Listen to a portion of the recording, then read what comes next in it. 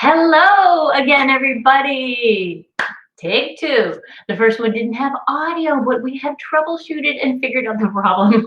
And these are the fun things that happen when you are doing a live video. So hopefully you can hear me. Let me hear from you if perhaps you are on the chat. I know most of you will listen to this afterwards because we're way past 1 o'clock now. So take two, here we go. Today, I'm so excited to talk to you about a really cool acronym for my book. Tell a new story. 5 simple ways to release your negative stories and bring joy to your life. And this, my friends, is a season of joy. I love this time of year. This has always been my favorite time of year, ever since I was a really little kid. And maybe it's because I'm a Christmas baby. But anyways, I tell a story in my book about how this was not a very positive story that I was telling. It was not a joyful story that I was telling about this time of year, which is so unlike me. So read that story. It's so pertinent. And I think you'll really enjoy the story, learning about the story that I told and learning about how I turned that story around to come back to my joy of the holidays, despite everything that I thought was demolishing my life. So anyways, this is the book. Today we're going to talk about a little gem. I mentioned ABI. And I'm not going to tell you what it is just yet until we get into our little meditation first. So welcome. If you're just tuning in, this is What's Your Story? And I'm your host, Carrie Rowan. We talk about a little gem from my book. We do a little meditation. And then sometimes I give you a little energy medicine tool to use and keep in your toolbox for you to use throughout the day. So let's get started with our meditation. Find a spot that's comfortable. Sit down, relax, close your eyes. Take some really, really, really big deep breaths. I want you to take the biggest deep breath that you have all day in from the bottom of your feet and up your body. Put on the exhale, you're feeling your muscles get softer. You're feeling yourself really relaxing into the moment. You can feel those shoulders coming down off of our ears. I want you to feel that jawline starting to soften. We do hold a lot of emotions in our jaw, so we feel that jaw as we take a deep breath in. Put your attention on relaxing your jaw and your forehead. Relax that forehead and all the wrinkles on our forehead. Let's relax those down. Imagine that you're relaxing yourself from the very tippy top of your head all the way down to your feet, and you're creating this pathway from the top of your head to the bottom of your feet, down your spine. And I want you to imagine that all the negative energy and all the negative thoughts are now flowing down that pathway, flowing down from the back of your head, down your spine, all the way down into the center of Mother Earth, where they're dissolved instantly. Run that again if you want to just imagine all the negativity, anything that stressed you out earlier today or yesterday, or if you've got a story that keeps replaying in your head, I want you to just imagine that running down. It's running out of your body and down into Mother Earth, all the way down your spine. And take another deep breath in, imagining that air coming in through the bottom of your feet and all the way up. And when you exhale, imagine anything negative running down your spine, out of your body. And feel your body becoming softer. Feel your body softening. With each breath in, you're releasing more and more tension in your body. And with your eyes closed, I want you to imagine that there's this beautiful, luminous energy all around you. It's all above your head in whatever beautiful color you'd like to imagine it. It's circling around your head. It's circling down at your feet. It's embodying your whole entire self. And I want you to invite that beautiful light, that sparkling energy down in through the top of your head. It enters and comes down your spine all the way back to your feet, connecting you with the energy of Mother Earth, which grounds me and nurtures me. I am filled with this beautiful light that balances my body and my mind from front to back and left to right, bringing me clarity, peace, and insight. This energy connects my thoughts with my words and my loving feelings as these chakras are all working together in perfect harmony for my highest good, reminding me who I really am and why I came here.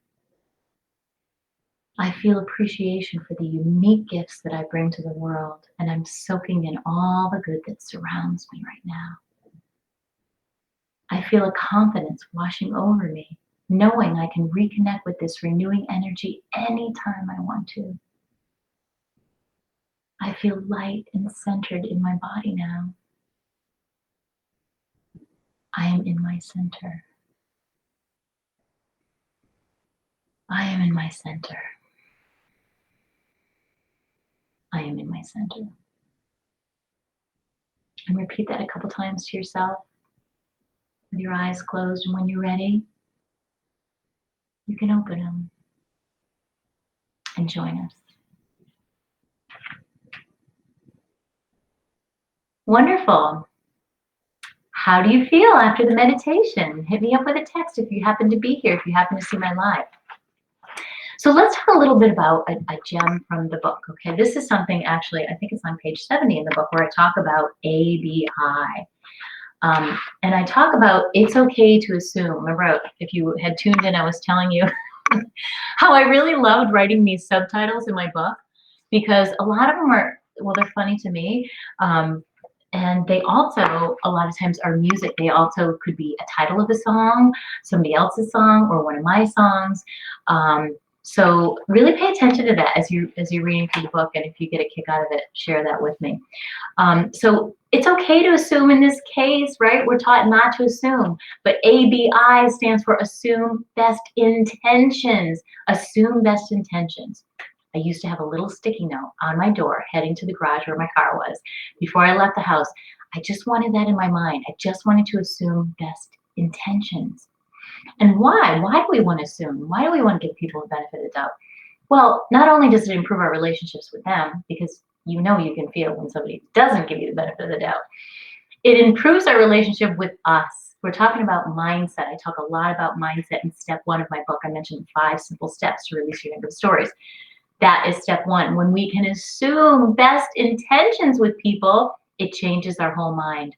And here's the thing about our mind, right? It's super sneaky, and we're starting to learn this. And if you're going through the book with me, you know I talk a lot about how the mind is so beautifully predispositioned to not only look for what's wrong, but to fill in the blanks. When we have something that's going on and we're trying to problem solve it, figure it out, we come up with meaning like super fast. Our brain will fill in the blanks. If we don't have all the answers, it fills in the blanks. And you know what? A lot of times, it's filling in the blanks with something that's probably worse than what the truth was.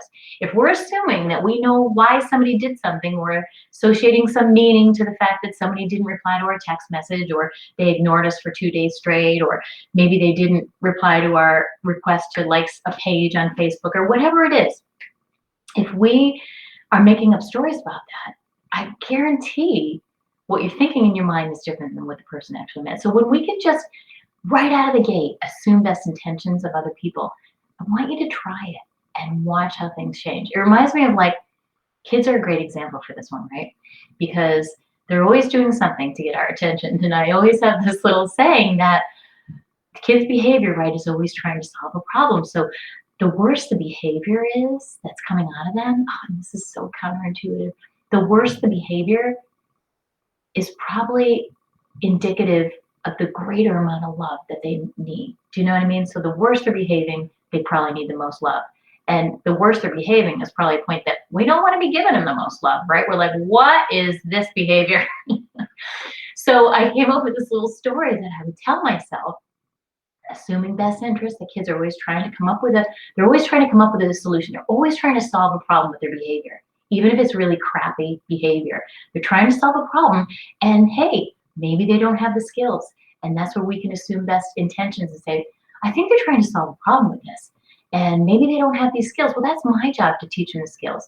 And when I can look at things from more of an objective place like that, instead of hooking into their crazy emotion, we can step back for a minute, especially if we've set the tone earlier in the day. I've talked about meditating and creating that space within you that gives you that second that I'm talking about, that second that you need to say, hey, wait a minute, maybe they're just trying to solve something, they don't have the skills. Maybe it's my job to teach them this.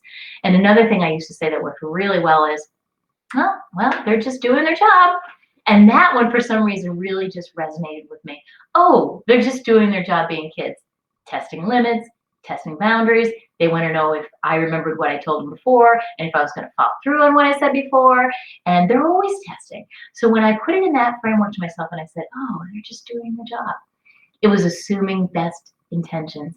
They weren't doing that to be a jerk or to be disrespectful necessarily or to embarrass me, even though it really felt like it.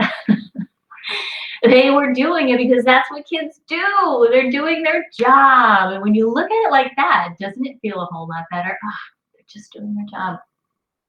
So when you can come up with a little phrase and a little story like that, that makes you feel better instead of worse, it gives you more information and it gives you kind of a neutral playing field to go ahead and make a decision about what you're going to do next.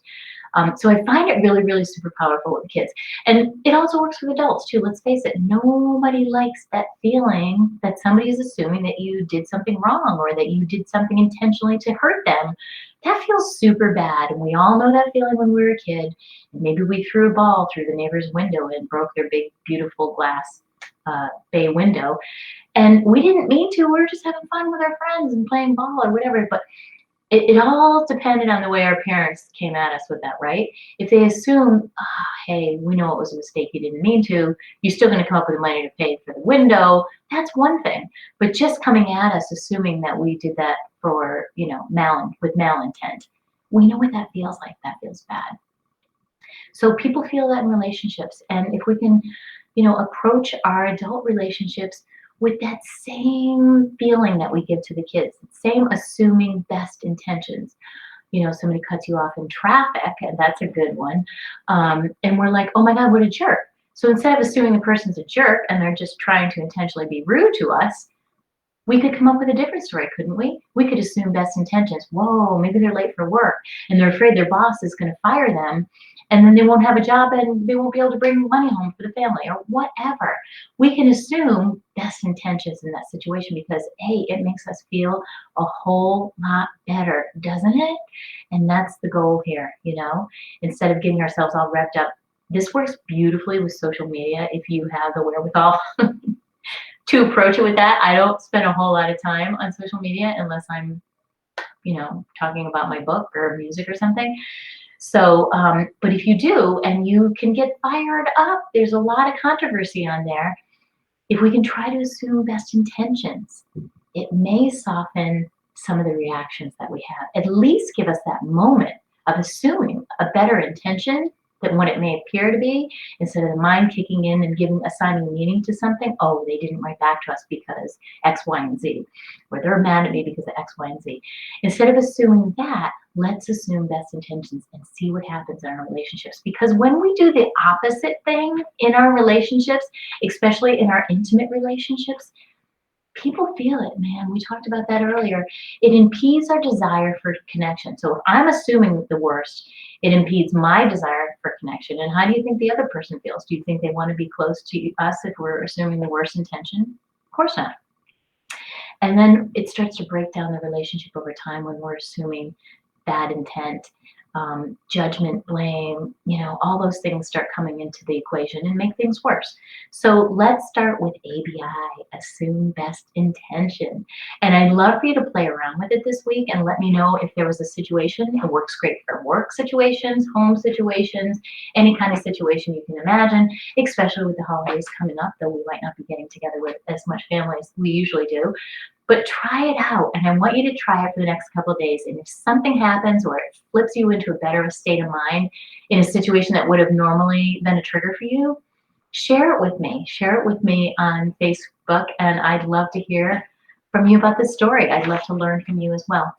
So lastly, I just want to leave you on the note that I am super excited about my course.